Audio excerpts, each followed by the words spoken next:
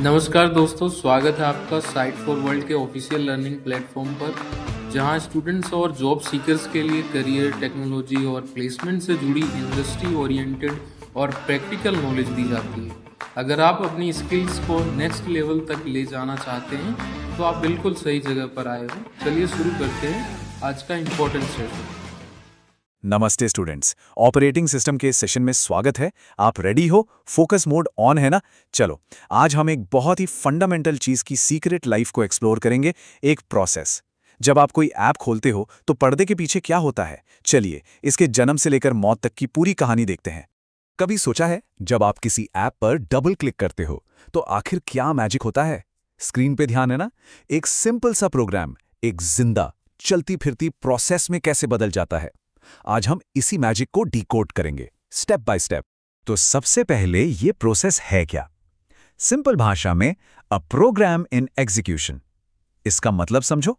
जब कोई प्रोग्राम आपकी हार्ड डिस्क पर पड़ा है, वो सिर्फ कोड है, जैसे एक रेसिपी बुक में रखी हुई है। लेकिन जैसे ही आप उसे रन करते हो, ओएस उस कोड को मेमोरी में लाता है, उसे एक्टिव करता है, तब वो बन जाता है एक प्रोसेस। समझ आया? बस यही फर्क है। तो चलो, इस प्रोसेस की लाइफ साइकिल के पहले स्टेज से शुरू करते हैं, उसका जन्म। एक ऑपरेटिंग सिस्टम नया प्रोसेस बनाता कैसे है? Let's find out. यूनिक्स जैसे सिस्टम्स में नए प्रोसेस हमेशा एक पेरेंट प्रोसेस से ही पैदा होते हैं, बिल्कुल एक फैमिली ट्री जैसा। और इस जन्म के लिए एक स्पेशल सिस्टम कॉल यूज होता है, जिसका नाम है फोक। ध्यान से सुनना, ये बहुत इंपॉर्टेंट कॉन्सेप्ट है। अब ये फोक करता क्या है?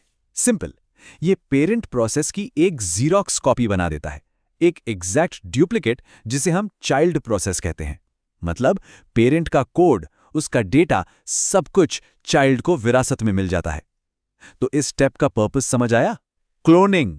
लेकिन अगर चाइल्ड बिल्कुल डुप्लीकेट है, तो हम इनमें फर्क कैसे करेंगे? यह एक छोटा सा लेकिन स्मार्ट ट्रिक है। फोक होने के बाद पेरेंट प्रोसेस को चाइल्ड का यूनिक प्रोसेस आईडी यानी पीआईडी मिलता है, और चाइल्ड प्रोसेस को क्या मिलता है? 0। बस इसी रिटर्न वैल्यू से कोड में पता चलता है कि पेरेंट कौन है और चाइल्ड कौन। अगर इंटरव्यू में पूछा गया तो बता पाओगे? इसको नोट किया? ओके, आपसे एक सवाल। अगर चाइल्ड बिल्कुल पेरेंट की कॉपी है तो इसका फायदा क्या? हमें हमेशा कॉपी पेस्ट थोड़ी करना है। अक्सर हम चाहते हैं कि चाइल्ड कोई नया काम करे, राइट? तो एक क्लोन प्रोसेस को एक नया काम कैसे सौंपा जाता है? और इसी प्रॉब्लम का सॉल्यूशन है एग्जैक्ट फंक्शन।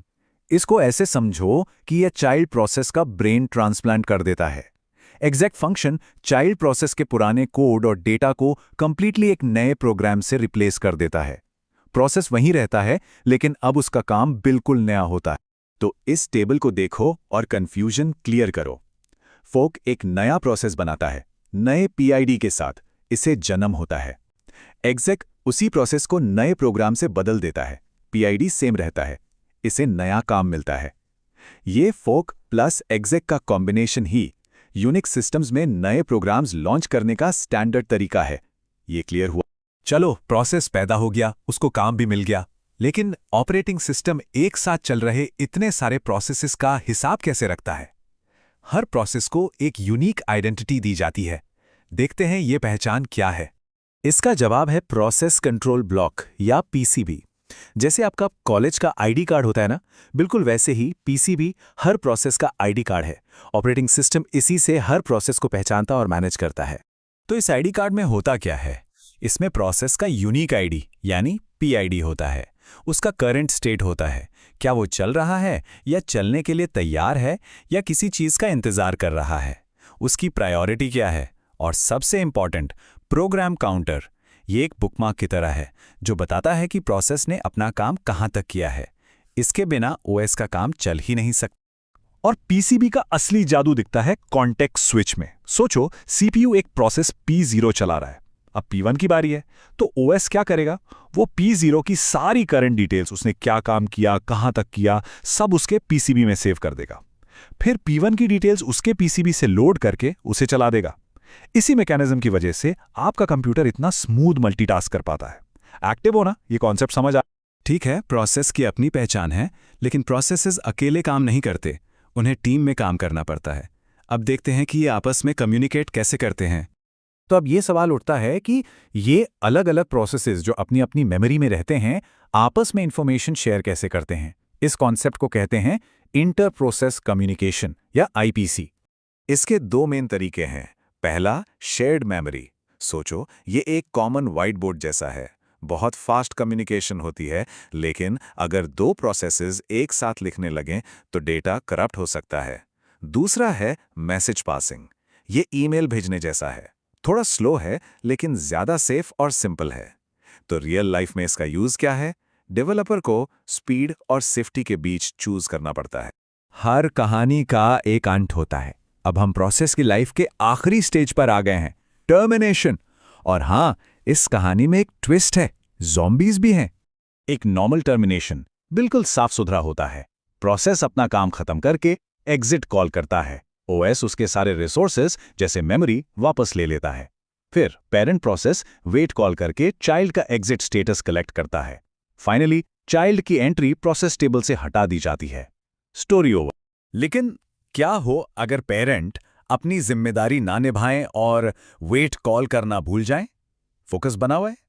यहां से चीजें काफी इंटरेस्टिंग हो जाती हैं। और यहीं एंट्री होती है एक ज़ॉम्बी प्रोसेस की। सिर्फ देख रहे हो या समझ भी रहे हो? ये एक ऐसा प्रोसेस है जो मर चुका है, टर्मिनेट हो चुका है, लेकिन उसकी एंट्री प्रोसेस टेबल में अभी भी अटकी हुई है। क्यों? क्योंकि पेरेंट ने वेट कॉल करके उसकी डेथ रिपोर्ट कलेक्ट नहीं की। तो ये एक जिंदा लाश की तरह सिस्टम में पड़ा रहता है। इसी से जुड़ा एक और कॉन्सेप्ट है, ऑर्फन प्रोसेस। ये वो प्रोसेस है जो अभी भी चल रहा है, काम कर रहा है, लेकिन उसका पेरेंट ही पहले टर्मिनेट हो गया। इस अनाथ प्रोसेस को बाद में सिस्टम का इनिट प्रोसेस अडॉप्ट कर लेता है। तो आज हमने क्या सीखा? एक प्रोसेस की पूरी लाइफ साइकिल, जन्म से मौत तक और उसके बाद ज़ॉम्बी बनने तक। प्रैक्टिस करोगे ना, सिर्फ देखने से नहीं होगा। अब एक फाइनल सवाल, अगर एक मरा हुआ प्रोसेस सिस्टम को हॉन्ट कर सकता है, तो सोचिए आपके ओएस में और कौन-कौन से ऐसे घोस्ट्स छुपे हो सकते हैं। इसके बारे में ज़रूर सोचना। नेक्स्ट सेशन में मिलते हैं। तो हमारे चैनल को सब्सक्राइब कीजिए और वीडियो को अपने दोस्तों के साथ शेयर जरूर कीजिए। कमेंट सेक्शन में अपना डाउट या नेक्स्ट टॉपिक लिखना मत भूलिएगा।